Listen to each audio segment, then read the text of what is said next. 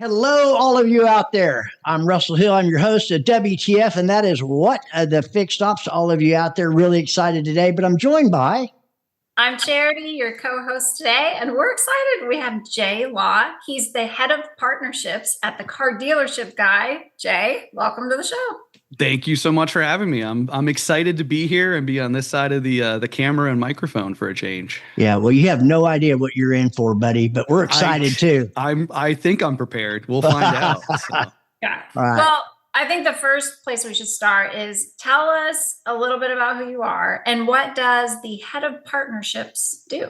Yeah. Well, I'm not fully sure what I do. So if you guys figure it out, let me know. But I can start with who I am. So kind of an interesting background. As you mentioned, currently, my current role is I help Yossi Levy with Car Dealership Guy, help him run the show there. But my kind of previous experience that led me to this role was I actually spent about 15 plus years in hospitality. So I'm actually a certified sommelier, a master mixologist. I was a corporate beverage director for large restaurant groups, hotels, resorts.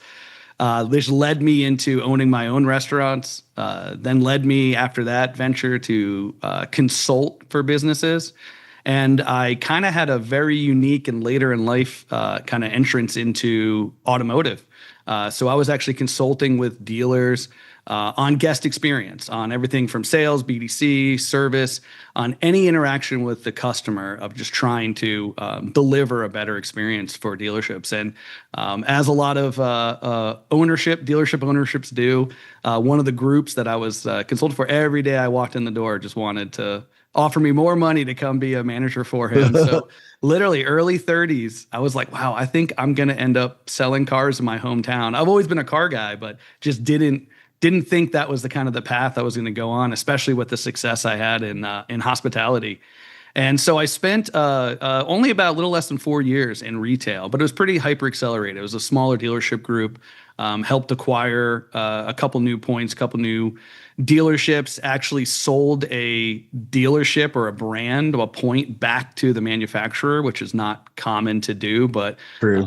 One of our biggest dealerships that I kind of cut my teeth and spent most of my time at was Audi, Volkswagen, Porsche. So when Dieselgate hit and that was a challenging time for us in retail and Volkswagen, and just you kind of look at where Volkswagen's gone, and they had a great brand loyalty. I think they were doing very successful things for a while, for decades, and then I just feel like they're missing the mark with the brand. So that was kind of part of the start of it, was Dieselgate. So that was also part of my sign to maybe retail wasn't where I needed to stay or continue.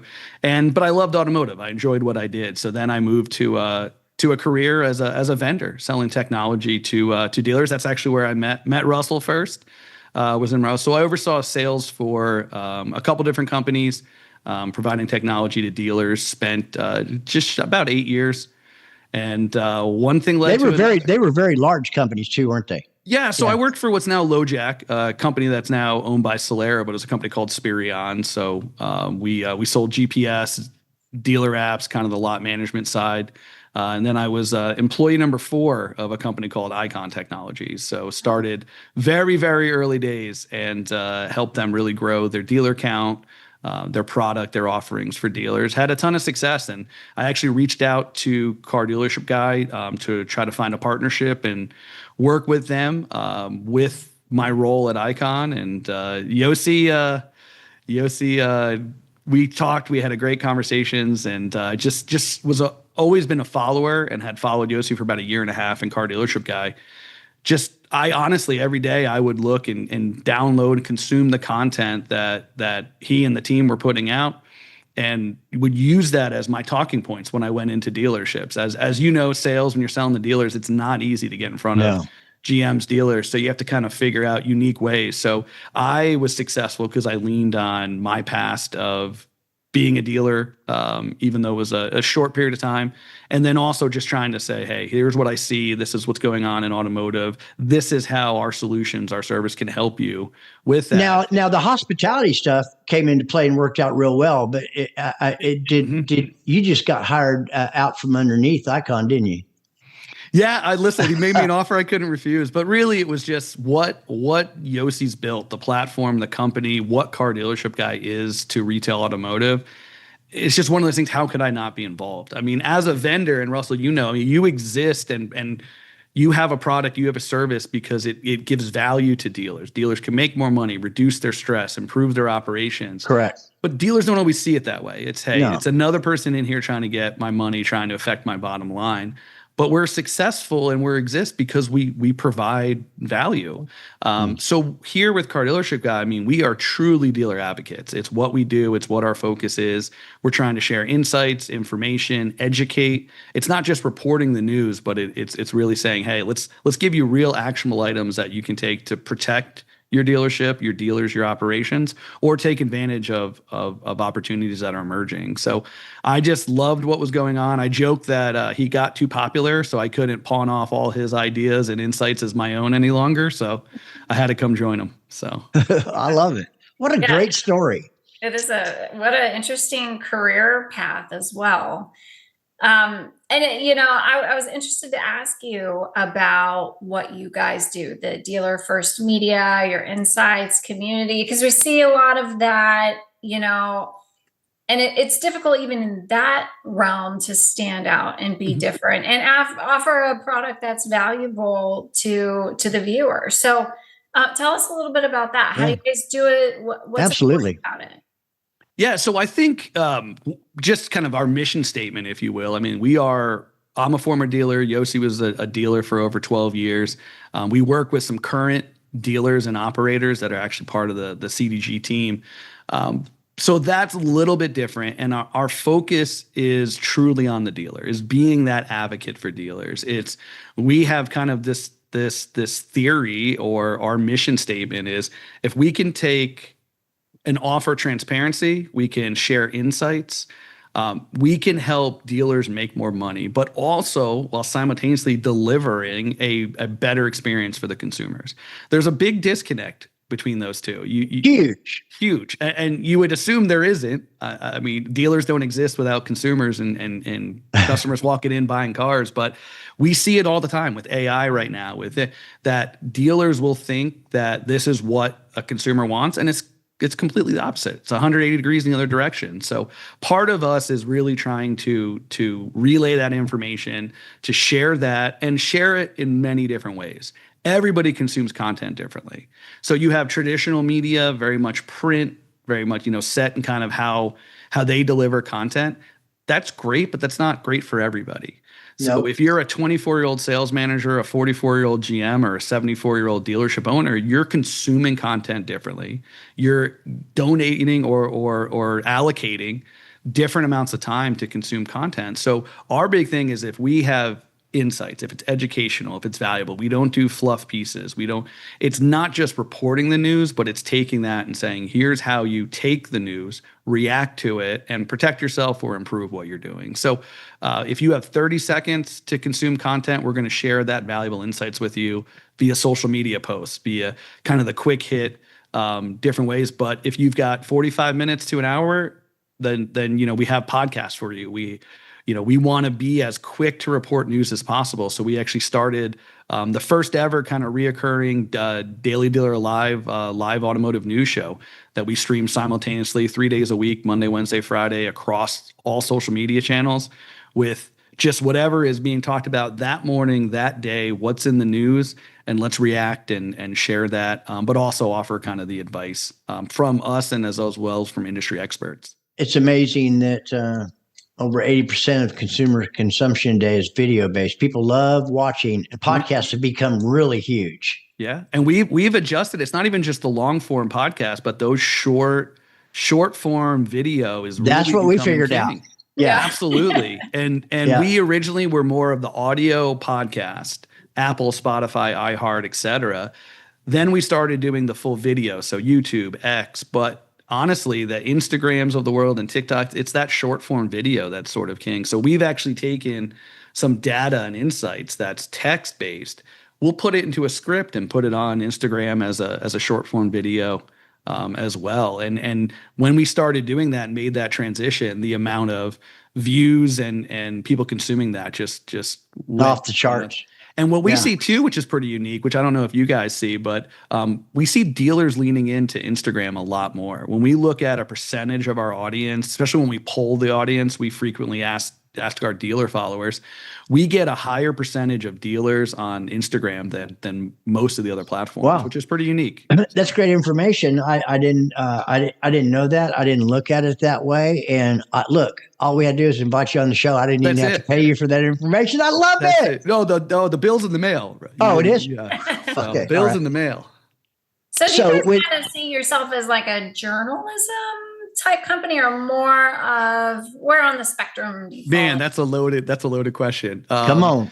So we so at our base core, we are a news media outlet for automotive, and our focus is B2B within retail automotive. So that's dealers, both franchise and independents. It's the automakers themselves, and it's all the ancillary companies that support retail automotive. So that's our focus. We do not produce content for car buyers. We really don't even focus on, say, salespeople, techs within dealers. It's the managers and owners of dealers. Right. So that's where our focus is on our content and what we try to do. So we are that news and media, but I think we offer a lot more. So I think the best comparison is we're trying to be maybe the Bloomberg of retail automotive, and just data, information, studies, reports, and just a little bit of everything. But again, it's the goal of educating and helping dealers just be better dealers. Well, with the news cycles the way they are, you every day you're up to minute on what's going on and deliver that message. And I can see why that content would be really great. And you have I don't know how big, but it's a pretty amazing following. Do you touch on politics or religion? Well, not necessarily religion, politics. Absolutely. I think, we see a lot of macro trends right now, and a lot of it is government policy, is tariffs, is what's the biggest thing. And I think what I've noticed the most from going from a dealer to a vendor to now kind of seeing a little bit of everything. I mean, I spend my days talking to the top dealers, the automakers, as well as all of the founders and CEOs of the vendors that support automotive. And I think news and the industry is changing faster now than ever before. Oh, yeah. It's just, we have tariffs and we have this, and now we have electrification and EV mandates going away, and our rebates, excuse me. And it's just trying to stay on top of that. And dealers the Green New Deal, the big, beautiful bill, and on and on and on. Yeah. And do you ever feel like, with how fast paced it is and every day it's changing so quick, that you ever feel like just saying, another nothing burger news story is coming out today, and tomorrow it'll be something else? And yeah, we try to take everything at the face value, but then dive deeper into it. And I think when your goal is to educate, our content is king. If we did not have good content, we would not be successful. We get over 20 million views of our content each month. We have well over 700,000. I'm sorry, say how many views again? Over 20 million views of our content each month. We are the top 2 podcasts in retail automotive. Like I said, we have the first kind of regular reoccurring live automotive news show. And then our newsletters, our news site, everything that we do. We produce about 17 to 18 editorial pieces per week. And then we're very active on social media. We started, and many of you might not know, but Car Dealership Guy started as an anonymous Twitter account.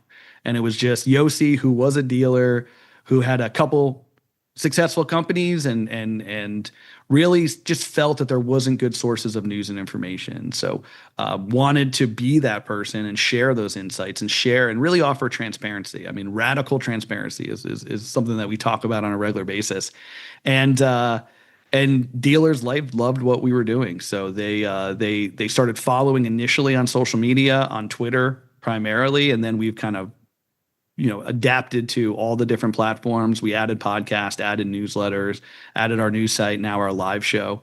And again, we really don't, it doesn't matter to us how you consume the content. We're going to create every different way possible for you, and just hope that you do come to us for that news and information, and we actually have become the leading source of news and information for dealers. So it's pretty exciting. Google News just this month started featuring us on their news, which is usually reserved for mainstream media. So wow, car dealership guys that's now quite an honor. that. It is. We're proud of it. We're a small team, and to be able to see the growth and see the success, it's very satisfying. And just knowing and hearing from our dealers that we help them every day is sleep easy at night knowing that you're doing good for the industry or trying to. Well, that kind of empire, is big. How long is Car Dealership Guy been around? So the anonymous Twitter account was started December 2021. Wow. And we really became a proper business entity at the end of 2023, so less than 2 years. And wow, that's fast. It's extremely fast. Well, technology has really helped too, obviously. For sure. Yeah, absolutely. So with all that being said, do you don't actually promote people, but you bring worthy information to them? How do vendors connect with you? Yeah, so we've got a couple different sides of what Car Dealership Guy is. So we have our editorial piece, which is purely reporting news, but also, again, the advice, the actionable side of it. So we have an editorial team, amazing. So we have an editor, assistant editor. We have some freelance writers, some data analysts that work with us. And it's late hours, early mornings, just constantly sending out. So our editorial department's goal, again, is just get the best information, the best content out there across all the different platforms of it. Sure. We, again, are dealer advocates. So our audience are the dealer, the managers and owners of dealerships. So that's our focus. That's where our content is directed towards. We, as an entity, because we have a credibility and authority across retail automotive, we do work with partners that want to share information, share insights, whether it's studies, reports, white papers that they've done, help them with their distribution. But ultimately, we get them in front of our audience of dealers. We really push on, like, Russ, if you were to come on, Russell, and be a part of the podcast, it's not. Are you asking me? You listen, maybe we'll see. Depends on how this turns out, Okay. Oh, okay.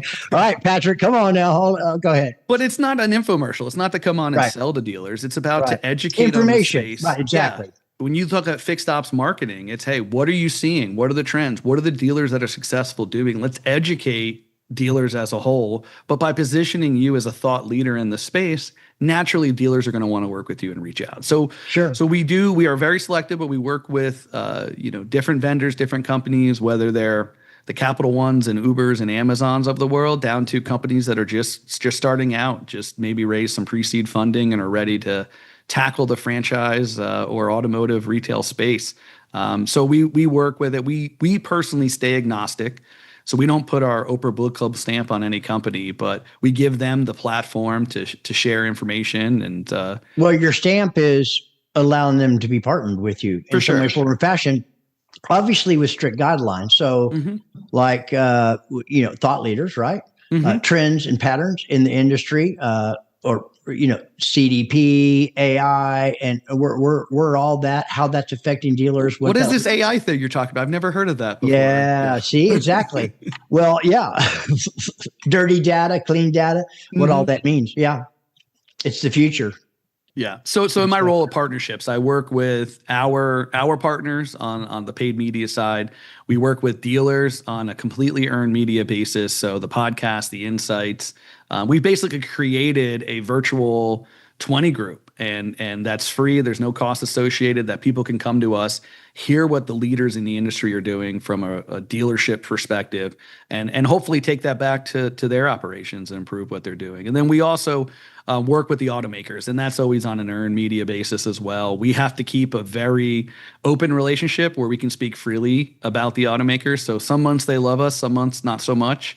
But if they're being anti-dealer, which unfortunately is a little too common, we've got to be able to call them out on it. So, and I think some of the other media companies that are out there might have misstepped a little bit by partnering with the automakers on it. Well, that's what leads to the credibility. That's what leads to the credibility of you guys, that you're for the most part, non-biased, and you just call it like all you're doing is reporting, but you're sorting through all the misinformation to come up with what you think through research is accurate, which we don't see in news cycles that much.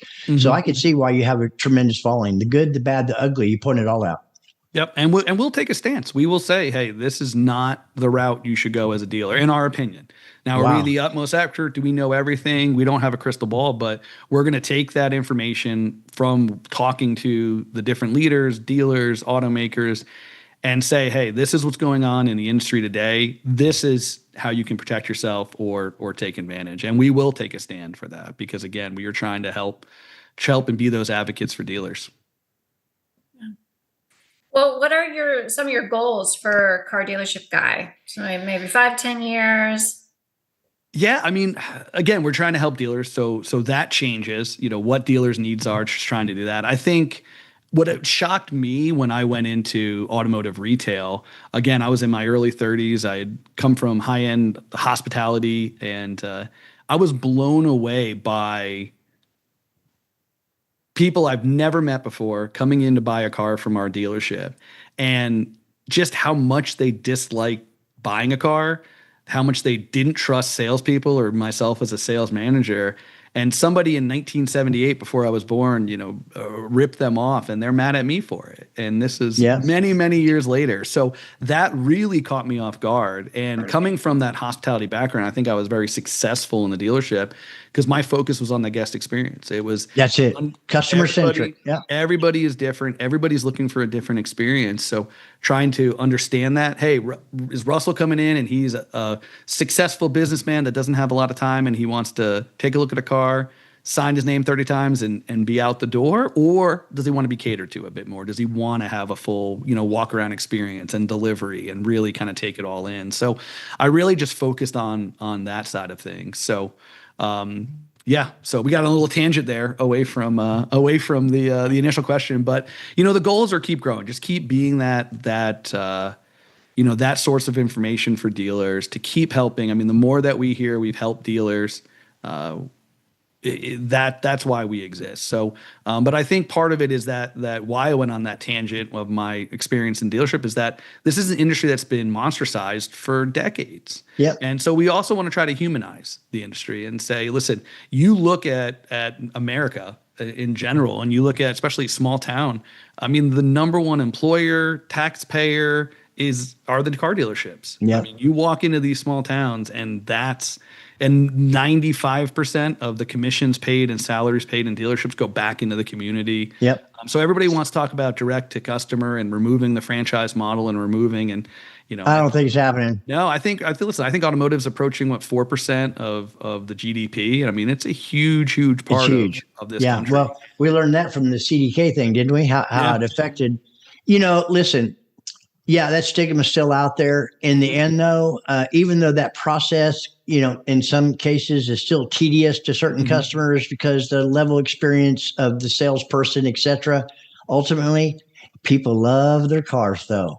They love their What's cars, more American man. than a car? I mean, and it's like, but do you see, I think this is the first time in history, we got 4 generations now working in dealerships. And so there's a lot of dynamics with all the Gen Zs and millennials and on and on and on. And there is a paradigm shift, and people are starting to really grasp and understand, what causes a 50% turnover, whatever it's close to that number for service, or 70 to 80% or sales, or whatever that number is. I keep more tabs on the service side than the variable side today, but there's indicators for that, and it's the leadership. Right. And it's like people are a commodity, they can just herd them in and herd them. But that's not what's going on. Training, I think the word training is overused. Yes, people need to be trained. But how about coach and mentored and all those things that come into play so you have the longevity? It's also training on the right things. Like, exactly. Let's look at sales. So you bring up this. I think all of it at the end of the day is it's all about the people. So you mentioned the dealer and the turnovers, which we know are extremely high still in automotive. And when I joined the dealership world, again, no previous experience. I was a car guy. I liked buying cars. Well, I liked owning cars. I did not like buying cars. So that was part of why are you hiding my trading keys and taking my bank check and not letting me leave the dealership? So, I came in saying, hey, there's a better way to sell cars. And when I talked to the people who had been in the business and the vets at the dealerships that we owned and operated, it was, hey, let's hire a bunch of salespeople, give them a desk, give them a phone, and hopefully a couple of them will last 90 days. But that was sales. That was bringing on a sales team. But like you said, there was no coaching. There was no mentoring. It's either you have it or you don't. And then I also think that there's a little bit of an issue with what we train. If you talk sales training, it's all about closing the deal and the art of closing a deal and grossing. And those are the metrics and the ticks. And those are the metrics that we push and promote in retail automotive. And sales training's around that. But it's less about the people, the human, how to interact with customers. And honestly, I think the successful salespeople, it's what they do when they're not in front of a customer that makes them successful. It's when I came in, I had a different world. I had a successful career. I had a family. I joined the retail world saying, hey, I've got to make money. I have to survive. I have to take care of my family. True. So I was a sponge to be like, whatever I can do to be successful in this industry, I'm going to do. And our owner used to joke around that he always knew where I was. I was at the tower. I was at my desk. I was working. If their customer wasn't in front of me, I wasn't TOing a deal. I wasn't out in the lot appraising a car. I was following up on leads. I would go through the CRM and all the leads that the customers or the salespeople would put not interested, or they're tire kickers. I would go through and reach out to, and I would pull 20 house deals a month out of the leads that our salespeople said weren't strong, weren't good, they weren't car buyers. I love that.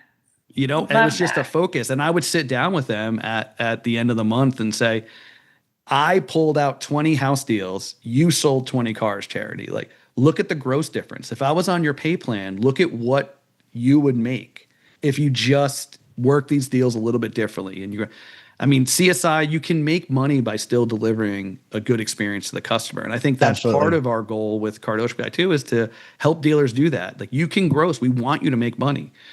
Car dealers are some of the ultimate capitalists that are out there. We want you to make money. Repeat and referral is where Absolutely. Instead of trying to fight for a tick and get that one deal is trying to build that long-term relationship. Like, Russell, I don't just want you to buy this car from me today, which is the majority of most salespeople. I want that tick. I want that X on the board. That's what I want. I want you to not only buy this car, but I want every dollar you spend in automotive to come to me. But Jay, listen, they hear that crap. They do, but it's true with the right person. Somebody with you and your experience, you're in hospitality, your background, and the relationships that you develop really quickly. People, for example, you can train somebody to have all the product knowledge in the world, and they won't make it if they don't know how to deal with customers. Or you can have somebody that's like you, very personable and good with people and understanding the signals and how to keep things progressing and moving along, and have no product knowledge whatsoever and excel. And factor both of them together, it makes you obviously very unstoppable. But I agree with you. It is not about just this. It's the long-term play. It's the second and third and the referrals, because, hey, they get in that driveway, their friends, neighbors, and relatives go, oh my God, I do get that. We want a new car too. Well, don't go see those guys. Right. Yeah, exactly. Right. No, but you said it. What's your favorite customer of dealerships is that repeat customer. Yeah. Because when they come back, they're like, hey, Jay's my car guy. Jay takes care of me. I don't need to put on that car. So you can actually, and I always grossed a little bit more and a little bit more and a little bit more on those customers that came back in. The referrals, it was almost comical sometimes because we would make some money off some customers, and they would send their neighbor in being like, hey, I want the deal that Russell got. Be like, absolutely. Let me tell you about a partner that's actually helping dealers get ahead. Global Dealer Solutions. If you've been wondering how to use AI the right way in your dealership, especially on the fixed side, these are the people to call. Their team gets it. Not just the tech, but the real challenges that dealerships face every day. We're talking about conversational AI that doesn't just respond, it converts.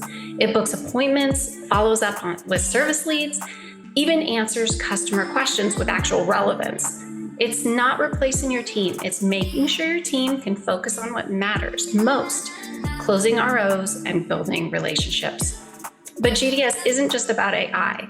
They train your staff, drive traffic, and tighten up processes so your results stick long after the tool is turned on. And everything they do is built around one goal: growth that is real. If you want more service traffic, better follow-up, and a partner that's always a step ahead, check them out. Visit gdsdealers.com, follow them on LinkedIn at gdsdealers, or just shoot them a message and ask, what would you do with my store? And see what they come back with. Global Dealer Solutions, process-driven, people first, always on it. Well, let's talk about the end of the EV tax credits. That kind of came, it was a big deal, and now it's going. How's that affecting dealers? Yeah. I mean, I think right now there is a fire sale on EVs because it's September 30th and $7,500, $4,000. I mean, these aren't small sums of money. Right. So dealers right now need to, I think, lean into an urgency around marketing for those, because I think the biggest thing with the macro shifts, and just to sum up automotive right now, is uncertainty. Is the way, like Russell, you mentioned how quickly things change and the news is. I don't know what tomorrow holds for me as a dealer. So I need to control what I can control, and I need to focus on things right now. And so I think dealers need to lean into marketing, to moving those electric vehicles. I am someone I'm a fan of EV. I think dealers, to be successful, need to lean into electrification. I think there's dealers that have done that and are very successful. I think there's still a lot of dealers that are not prepared to sell an EV to a customer. And to me, that's an issue. If you look at one of the biggest things in the news right now is affordability. Yep. And I think the latest studies is we're approaching an average car payment of $800, and the average family can afford about a $450 payment. Yeah. That's a big issue. Also, if I'm looking at my background of the luxury side of things, if I'm looking at an Audi buyer, a BMW, a Mercedes, maybe that car now to get a new one is priced out of what they can afford. Yep. But what is the best deals right now and have been in the pre-owned EV? It's pre-owned EV. So I can get a very similar performance, options, benefits for a lower price. So the dealers that aren't leaning into EVs, I think they're missing a big opportunity around the used EVs. So yeah, it can be quickly ruined if the salesperson, whoever he or she is, aren't really thorough about their about just what it is. At first, I was kind of turned off because I thought it was all politics, and of course it was, I believe. But I have since, slowly, with much more information in dealing with some of the things that Sherry and I have gone through the last few years, have slowly started to turn that around. With range anxiety and all those other things. I think that it's something that's not going away. I don't know what percentage of the business it will be. Do you have any ideas? I mean, I know it's not going away. It just can't. Nope. So I'm an interesting car buyer. I've had EVs for years. We have a hybrid in the family. We have an ICE in the family. I have vintage cars that get about 8 miles a gallon. I love those in the garage. Yeah. So I left Audi. I went to the vendor side and lost that employee discount. So Audi's got a little bit more expensive for me to own, and I had owned them for years. I was a fan of the product. So years ago, I think this must have been 2019. I said, I've got to look at Tesla. I'm a car guy. I'm been in the industry. I want to see what they're doing. I went and I compared at the time a Tesla Model 3 all-wheel drive to a brand new Audi S4. The Tesla won in almost every category. We're talking performance, options, the style looks, no. The customization, no. It was the worst buying experience of my life. Really? It was unbelievably poor, but it was still easy. Yeah. So convenience is kind of key. And I think we as a whole, as an industry, need to stop two things. We need to stop romanticizing the franchise model, and we need to stop doing the same thing for the Tesla model. Neither one is going to win out. It's the combination of the two, because as we talked earlier, Everybody is different. So if I'm 25 buying a car and somebody else is 55 or 65 buying a car, they want a different experience. I mean, there's a younger generation that doesn't, they're used to texting. They're used to chat. They're used to, let me send you those 10 texts. You send me an e-sign and deliver the car to my house. And that's an amazing buying experience to me. Where if you try to do that with somebody else that's used to more of the pampering, catering, that guest experience in the dealership, they're going to hate that experience. So you've got to offer both. So you've got to lean into both ways. I think there's very big positives with the Tesla model and that direct to consumer, but there's also in the franchise. And I think you as a successful dealer need to offer both. And I love the Amazon analogy. I mean, there's almost 200 million Amazon Prime accounts in the US, and there's, I think, 130 million households. I'm a Prime member. I imagine you guys are as well. Absolutely. So if I ask every single day, every day. So if I ask you, do you feel that you're paying the absolute lowest, cheapest price for every single thing you buy off Amazon? I know I'm not. You're not. Well, why do you do it? Why do you do it?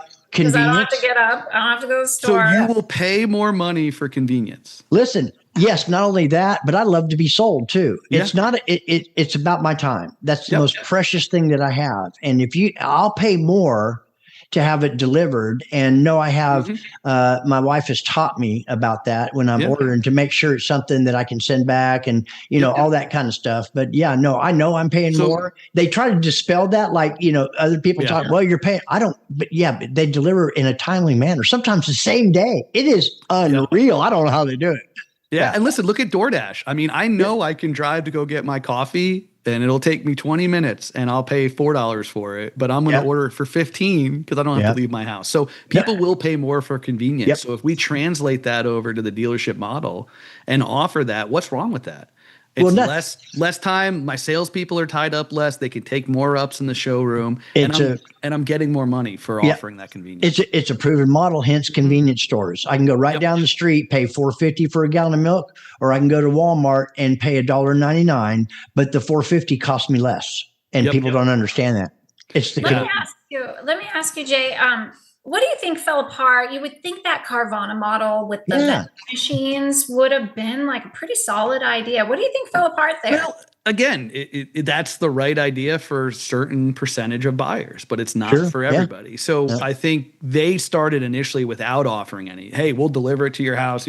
But there is a very large percentage of car buyers that want to see the car, want to sit in the car, want to test drive, want to bring their family to see it. So, not offering that, I think, and then that's why there needs to be that kind of hybrid model. But I mean, Carvana was almost down to nothing, and battled back. We recently had Ernie Garcia on the podcast, actually, and dang, I wish I would have bought that stock then. Or Amazon or Yahoo and or Tesla. They just there you go. If I bought those stocks, I wouldn't be here talking to you today, though. I'd be, exactly. I'd be on the beach. So, Jay, what would you say is the most talked about in automotive, in news regarding automotive right now today?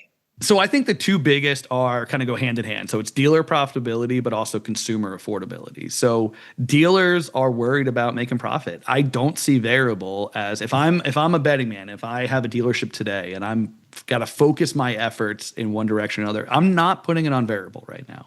I just don't know what the administration's going to do. I don't know what policies are going to come out. I don't know. Like we mentioned the EV mandate. Right. Listen, the EV manufacturers need to adjust and adapt to losing these incentives. And they will. They will. But let's look at the higher level. So not only are they losing this $4,000 or $7,500, but they also are losing carbon credits potentially. And that's a big part of the profitability of like a Tesla. So now they're making less money. To react to loss of incentives, they have to really do two things. They have to lower prices or offer more incentives, and they really need to lower the day supply of their vehicles. So you're telling them less cars to sell, make less money off each, and then I'm also attacking your profit on another side. So I'm concerned about how they're going to adapt. Yeah. Well, you had mentioned what you just did, which is wonderful. But I'm prompting you to say something. So how are they going to offset the loss of revenue on the variable side? Are you talking about dealers or are you talking about EV side? Dealers. I mean, it's focusing on the fixed side of the business. There it is. There it is. Hey. Yeah, I think the one. focus is used car acquisition, and I think it's fixed ops Because those are the two controls. you can control them. Yep. I can decide what cars I buy, how many cars Darn I buy, right, the prices I pay, and Darn you right. can. Retention's always been key. It's always been king. Every single study out there says, listen, you sell a car, customer has a good experience, services Yep. at least one time and a good experience, and they're 70-80% more likely to buy another car. So Yep. you got to lean into that and focus. But yeah, I am fixed, and also too with affordability and pricing, we're seeing higher mileage vehicles and cars on the road longer. People Yes, we are. keeping their cars, and people keep their cars. If I go from a 3-year lease with a 4-year, 50,000 mile bumper to bumper warranty, and now I'm going to keep my next car for 7, 8, 10 years.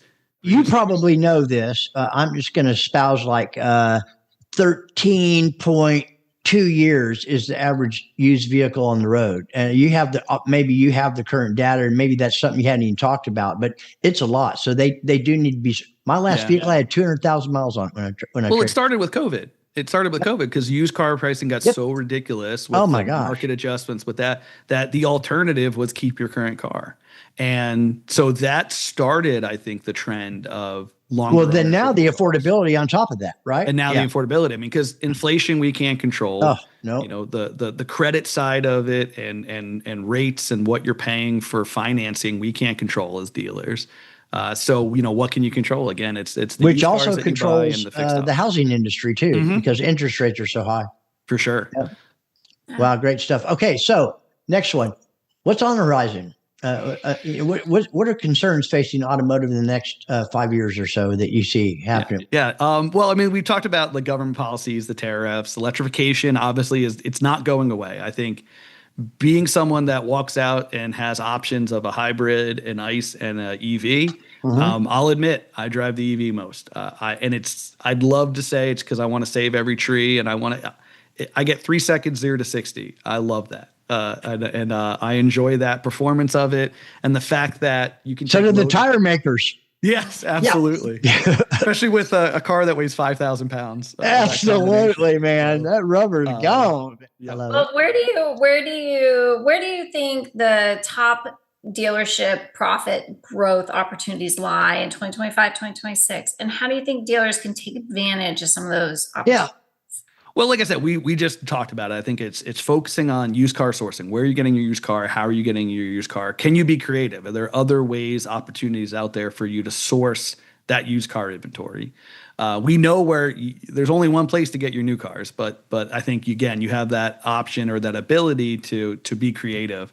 I think the fixed ops is probably the biggest focus or should be the biggest focus for dealers. And I think a lot of companies out there are really leaning into the fixed side. I think there's a consolidation of vendors and systems and programs that dealers use.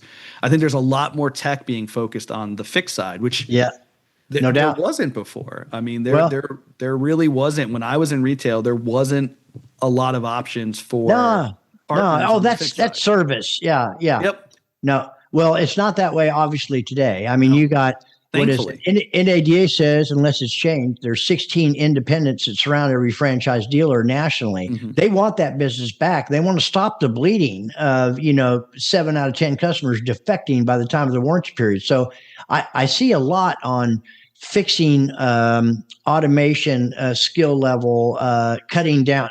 AI will be a part of that in some way, form, or fashion, but the advisor is not going away.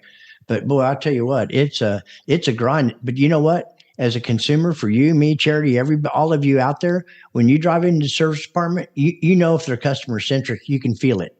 Mm-hmm. You can feel it. And I think that's where you have to win, because consolidation is not going away.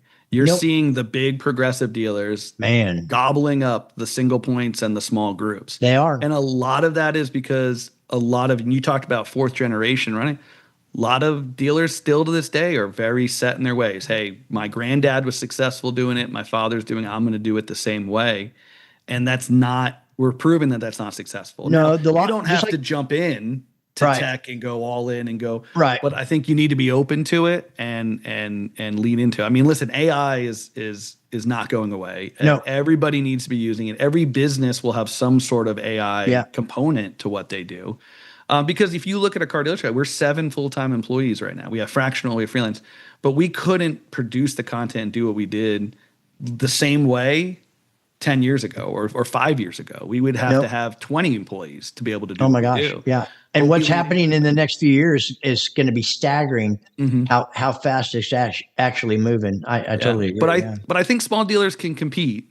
And I think they have to focus and be, like you mentioned, customer centric. They got to, retail is detail. You got to focus on the small things, create that experience, and you can survive, especially in a lot of the smaller markets where they don't necessarily want a big group coming in, or No. they want to have that personal kind of experience. And they're out there, but the big groups are doing a lot of buying, and they're paying. Some of them are paying all the money in certain markets. It's staggering, but it's not about. But it's the long game. They're visionaries on what's coming. And the benefits for the large groups, I honestly, and I'll put it on record that I think there's a problem with the way that automakers reward larger groups and hire, the holdback money, the access to inventory. I had such an issue with that as a dealer myself. When I would look and say, my competitor down the street, 19 miles away from me, has more inventory, gets more holdback than I can, so they can sell a car for cheaper and make more money than I can. How am I supposed to compete with that? How can I compete with that? You want me to build a $15 million building and do all the jump through hoops in order to get more allocation and more, but not every market can sustain that. And that's true. I think the bigger groups force, when new points come online, they lean towards their bigger. Now, I don't blame them. If you're successful, if I know that a group like a Group 1 or a Lithia will take a point and be successful with it, yes, as an automaker, manufacturer, that's easier for me to accept than somebody an unknown. But it's not necessarily fair. I was going to say, it sounds like they're rewarded unfairly in some cases anyway. And I don't know all the automakers. I know the brands that, the 5 brands that I was associated with, but sure. Yeah, it was challenging being a smaller market stores with smaller dealerships. Yeah, Charity. Sure. Well, we have just a couple more questions and we'll land right on time. And we touched on this maybe a little bit earlier, but I'm just going to ask you straight out. Where do we stand on brand loyalty these days? Are consumers still great question. Their favorite brands? Yeah, so I think that's up to the brands, honestly. So I think Tesla is really interesting because there was some amazing brand loyalty there, where it was just no one can compete with the product itself. I think that was the initial success, was the pricing and what you got for that. But now you see the political side affecting, and we're seeing dips in Tesla sales. We're seeing and just that kind of brand satisfaction. I think I talked about Volkswagen and how I believe what we hear is that if you sold 35 new Volkswagens last month, you'd be a top 10 Volkswagen dealer in the US. Wow. Right? So where has that brand? And that's one of the most loyal. When I was in the Volkswagen dealer, I mean, we literally would have service customers walk around the dealership bragging that they're there for their 250,000 mile service or their 400,000 mile service. Very similar to a Subaru customer. Sure. But I think Volkswagen, somewhere along the way, they lost touch with the consumer, and they weren't producing the vehicles. They weren't, and the incentives, everything didn't kind of align, and they've really lost a ton of market share. Where the Toyota, Lexus, Subaru customers they're still very loyal, I think, to the brand, but it's maybe not the product. It's more of the company itself, the incentive. Branding. Yeah. They're going to figure it out and come back. I just like Stellantis, I think they'll figure it out and come back. We already touched on that. But I do see something I happen to know personally about the brand, meaning Volkswagen. There's a heavy emphasis and also Lithia on fixed operations for a lot of those reasons. But yeah, they need to reinvent themselves like Nissan. Well, also those German parts are more expensive too. Yes, they are. Yes, they are. Yeah. Well, okay. Well, and I know that you have your sales experience, and I like to ask this question of salespeople because it's such a difficult position to be in for Mhm. a lot of salespeople. But why do you think so many salespeople fail to gain traction in their work? I mean, the easy answer is, listen, it's not easy. You've got to navigate the swings, the ups and downs. And part of, I think, my frustration with sales was it every month you got to start over. So you kill yourself, you get your 30 cars, you hit your bonuses as a salesperson. And then it's like, okay, it's the first. All that's away. You got to do it again and do it again. And that's challenging. And you've got good days, you've got bad days. You get no's just like you get yeses. And so I think the easy answer is that's kind of why we see that. But we talked about it earlier with the training, with really kind of working with it. And I think, again, we train the wrong things, in my opinion, to sales. So there's a lot of people that play golf out there. Okay. How many people are really good at golf? It's pretty low. Yeah. And let's look at the average golfer. They go to the driving range and what do? They take the driver out and they hit half a bucket with their driver. If I'm a golfer, if I'm on the golf course, I may hit my driver 15 times around. If I two putt every single hole, which I don't do, most people don't, that's 36 strokes. So wouldn't it make sense if almost half the time that I'm golfing, I'm making a putt, I should spend half of my practice on putting? But who does that? They go and hit the driver, they hit the line. Yeah. So I think sales is very similar. Why are you not good at sales? Because we're pushing commissions, we're pushing instant gratification, we're pushing tips, we're pushing get that deal today instead of focusing on the customer, building the experience, or training the customer. If I look at a 25 car a month salesperson, he's maybe spending maybe 75 hours with customers in front of customers for that month, but he's working 45 to 50 hour work weeks for 4.5 times. So more of your time is spent prospecting, following up with leads, outreach to customers. But when we train a salesperson, it's all about closing the deal. It is. I got to share this. So my son just finished his 10th year at the same store. I used to be in the business as well. Mm-hmm. He knew, and I pounded in his head. It's the long game. You're going to have people are going to bounce from that store, and they're going to go to other stores. Going to say the pasture's greener on the other side. It is not. Mm-mm. He hardly has to lift a finger. And he makes tremendous money and works very little, and he spends a lot of his time on other things. I used to tell salespeople, listen, I'll train you. We'll make sure, what are your goals? What kind of money do you make? There you go. I'll work with you on it. But the goal is get to 3 years. Now it's probably slightly different, but get to 3 years, because then you have the leases coming due and your maturity and those customers.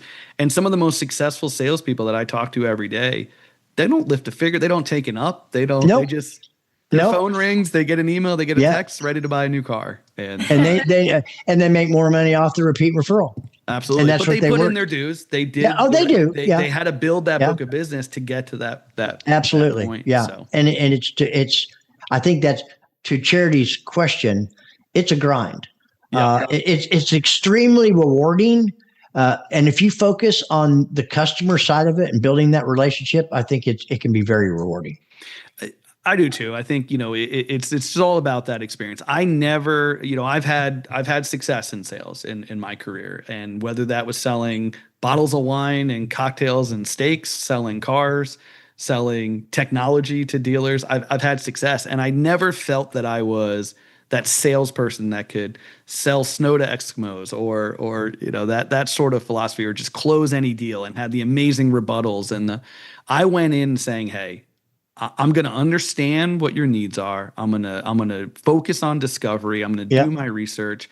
I want to find out what makes you tick. One of the most frustrating things in sales outside of a dealership, if you talk about the vendor side, and Russ, I'm sure you see it too, you walk into identical Honda stores in the same area, same goal, and the GM's priorities are completely different. Oh, totally. And so you can't walk in with this cookie cutter standard, one size fits all approach. So you have to say, hey, Russ, what's important to you? What are your goals? What keeps you up at night?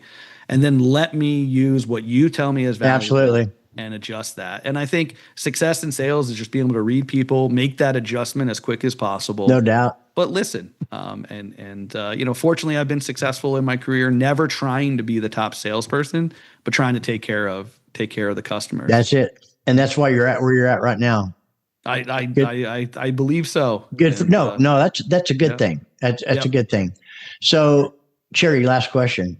Well, the last question is, are there any questions we didn't ask you today that you wish you Yeah.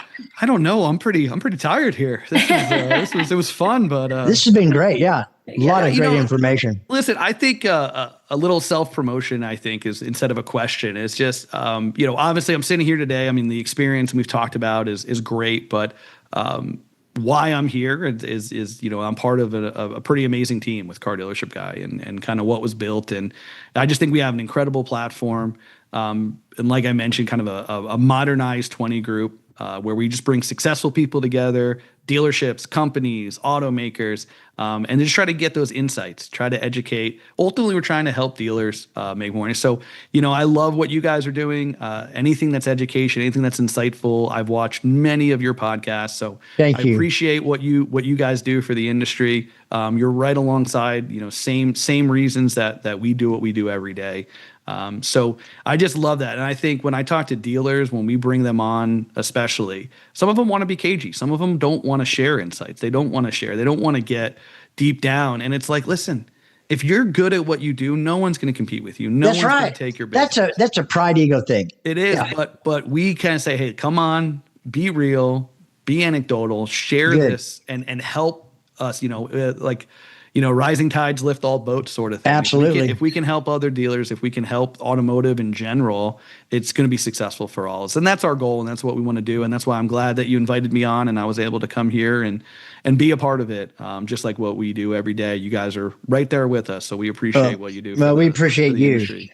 We really do. And thank you, Charity and Patrick, for all you do and getting things together. J Law, head of partnerships at Car Dealership Guy. How do they find you? Are you on LinkedIn and all that stuff? I'm on everything. We have to be. So we have Car Dealership Guys on every social platform. Myself, J Law, I'm across most of those. Our website, our news site, our podcast pages. If you just Google Car Dealership Guy, you will find us. And look him up. And when look him up.